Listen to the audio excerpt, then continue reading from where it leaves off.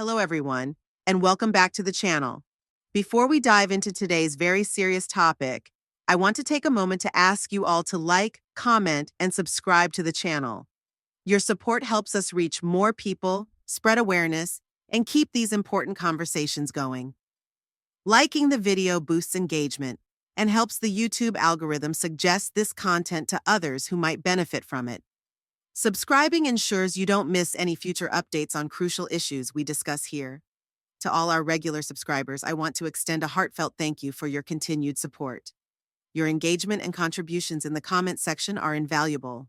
And to all the new viewers joining us today, welcome. I hope you find the content informative and eye-opening. Now, I want to be transparent with you all. I was asked to step in to present today's video as the regular host has more pressing matters to attend to. This video may be a bit long, but I assure you it is necessary because we are dealing with a very serious and concerning issue in the Philippines. Today we will be discussing the growing problem of scammers in the Philippines, specifically the foreign scammers who have tarnished the reputation of good, well-intentioned expats and travelers. In addition, we must also address a painful reality. Some Filipinas have resorted to deceiving and exploiting foreigners, leaving them heartbroken and financially ruined. This issue ties into the alarming rise in violent crimes against foreigners in the country. The rise of foreign scammers in the Philippines. The Philippines has long been seen as a dream destination, a country with warm and friendly people, breathtaking landscapes, and a relatively low cost of living, making it attractive to expats and retirees. However, in recent years, a darker side of this paradise has emerged, with an increasing number of foreigners taking advantage of the country's generosity and hospitality to run scams, exploit others, and live off the goodwill of unsuspecting donors. Take, for instance, individuals like Tim K., who was exposed for misusing funds meant for Odette relief. Rather than using the donations to help victims of the typhoon, he was seen acquiring a brand new Toyota Land Cruiser. This was not an isolated incident, but part of a disturbing trend among some expats who use social media and YouTube to solicit donations under false pretenses. Another example is Meljan Solan, a Filipina YouTube personality who allegedly transformed her life from poverty to affluence through deceitful means. Reports indicate that she manipulated foreign donors, painting herself as a struggling woman in need, only to later flaunt her newfound wealth with a new house and car. Many foreigners, hoping to build genuine relationships, have fallen victim to such manipulations, losing thousands of dollars in the process. Unfortunately, the internet has provided an easy avenue for scammers to operate, and many are leveraging sympathy to fund their lifestyles while hardworking. Honest foreigners who wish to settle in the Philippines suffer the consequences of their actions. Case studies of scammers and their methods. To truly understand the scope of these scams, let's explore some in-depth case studies. These examples highlight how individuals exploit trust and good intentions for personal gain. 1. The YouTube beggar. Some foreign vloggers have mastered the art of sympathy grifting. They paint themselves as struggling adventurers, running out of money, only to receive large sums in donations from kind-hearted followers. In reality, many of these individuals have no financial need, but rely on this method to sustain a luxurious lifestyle in the Philippines. 2. The love scam syndicate. Some Filipinas, working in groups, create multiple fake online profiles to lure in lonely foreign men. These scams often begin with innocent conversations, eventually progressing to requests for financial help due to medical emergencies or family crises. Many men have been drained of their savings before realizing the truth. The business fraud. Unsuspecting foreigners are often lured into investing in businesses that either do not exist or are structured in ways that legally prevent them from reclaiming their funds. Many scams involve bogus real estate deals, where land sold to foreigners is either fake or already owned by someone else. The impact on the Philippines' reputation. The actions of these scammers, both foreign and local, have cast a dark shadow over the Philippines. The country has always been championed as a safe and friendly destination, but the greed and deception of a few are tarnishing this image. Even worse, there has been a significant uptick in violent crimes against foreigners, and it is hard to ignore the connection. Just recently, an American expat was shot and killed over a mere $800. This tragic event follows a pattern of brutal crimes against foreigners, including the well-publicized case of an American YouTube influencer who was kidnapped and murdered. A New Zealand tourist also suffered a similar fate, and an Australian couple was brutally killed. These are only a few cases in an alarming trend of violence against expatriates in the Philippines.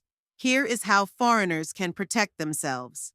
Given the rise in scams and violent crime, it is crucial for foreigners to exercise extreme caution when dealing with people in the Philippines, both online and in person.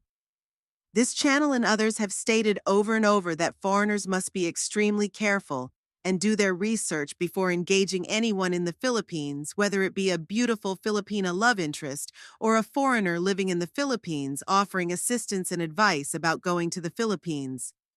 Here are some practical tips for staying safe and avoiding being scammed. Again, do your research. Before engaging with anyone who claims to need financial help, verify their background. Do a simple Google search, check social media history, and see if there are any red flags. If you never knew about the Philippines or cannot find it on the map before contacting or being contacted by anyone, that is your first red flag. Don't get into something you know nothing about. Avoid sending money to strangers. If you are considering sending financial assistance, ensure you are doing so through legitimate charities or verified organizations rather than individuals. If you are engaging anyone, make it a point not to send money. Relationships should never be based on you providing money to anyone.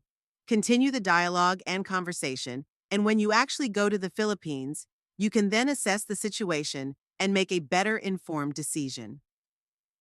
Be wary of online relationships. Many scammers prey on lonely foreigners looking for love. If someone you barely know starts asking for money, be cautious. If you find a love interest particularly, discuss your newfound love and good fortune with friends or family who can bring an unbiased perspective to the relationship. Your judgment may be clouded by your thinking that you have hit the jackpot, and this is different for you, and she is different. If it is too good to be true, it usually is. Avoid flashing wealth. Expats who openly display their wealth become prime targets for scams and crime. Keep a low profile and be mindful of what you share online.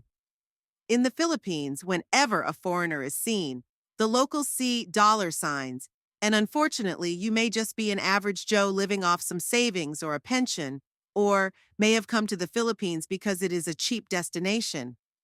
Potential criminals may believe you have large sums they can exploit, and it could easily lead to your demise.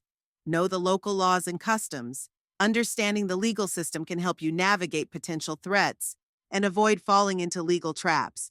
You need to do your research. You will find that things in the Philippines are much different than Canada, the USA, Australia, or the UK, and you can easily find yourself in problems for the simplest things you take for granted in your country. Stay in secure areas. If you are visiting or living in the Philippines, choose safe, well-monitored areas for accommodation. It is advisable to spend a bit more for a higher-end hotel since the Airbnb and pension houses or one-star hotels are usually in rough neighborhoods, and most of the people there are looking for ways to make any kind of money. A foreigner is seen as fresh bait, and you may be lured into a false sense of security. Build a trusted network. Surround yourself with reliable, honest locals and expats who can provide guidance and support. Knowing people and their expats will help. Report suspicious activity. If you come across a known scammer or are a victim of fraud, report it to authorities and warn others. My final thoughts. The Philippines is a beautiful country with wonderful people, and it is heartbreaking to see its reputation being tainted by scammers and criminals. However, it is important to expose these issues so that foreigners can protect themselves and make informed decisions when visiting or moving to the Philippines. To our viewers, if you found this video informative and helpful, please take a moment to like, comment, and subscribe. Your support helps us spread awareness and hold scammers accountable. If you have experiences or stories related to this issue, feel free to share them in the comments. Let's work together to create a safer and more transparent environment for everyone. Thank you all for watching and stay safe.